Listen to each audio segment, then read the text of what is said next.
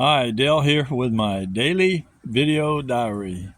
And so today I'm going to tell you about the day after. So yesterday I mentioned that I had had a rollover during one of my runs. And this is the next morning. My shift started at 3:30. Well, yeah, 3:30. So I was on a different run today. I was on what they called the dreaded 64. That was 64 laps around this track, and the speed was at 75 miles an hour. Now, there was no big deal, right? I mean, normally, hey, 75, I could do that easy. The only problem is that there was fog, and it was a brand new car. I'd never driven it before. Now, one other thing that I have to mention is the fact that we didn't use the automobile speedometer. We had a tachometer that was set up in the cars, and I used it to graph different information, and also it had a speedometer on it. So what you'd have to do is you make a few laps, and you just have to find the speed that you're looking for. In my case, I was looking for 75 miles an hour.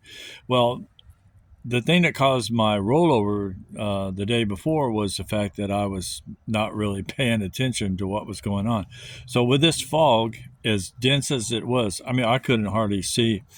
I would have to come right up on top of another car before you could really see it. That stuff was thick. So anyway, I decided that I would set it at 75 and then just run until I felt comfortable, and then I just adjusted. I figured I'd be a few miles an hour off, one way or the other, so no big deal, right? Okay, so here I go. I'm 75 miles an hour, bebopping around the track, and all of a sudden I come up on a car. No big deal, right? I see the red light, the tail light, so I just go around. And this goes on for like 3 hours. 3 hours I'm tooling around and thinking I'm driving 75 miles an hour.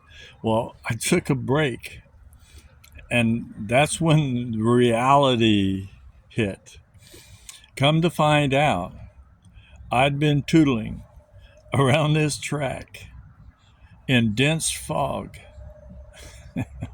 at 120 miles per hour. I had just come off of rolling a pickup truck. I started thinking, oh my God, if I'd have had a blowout at 120 miles an hour with the fog and the track conditions the way they were, then I don't want to even really think about that. And not to mention, we were out in the boondocks where the deer and the antelope roam.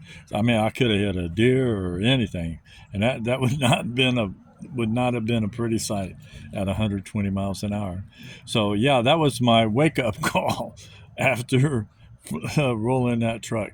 So I made it. I'm here. I'm alive, and that's two experiences I have while working for General Tire Test Track. So I'm gonna end it there. I want to wish everybody a great rest of your day, evening, morning, wherever you are in the world. Happy New Year. This is New Year's Eve, so when I talk to you next, it'll be New Year's Day. So everybody be safe.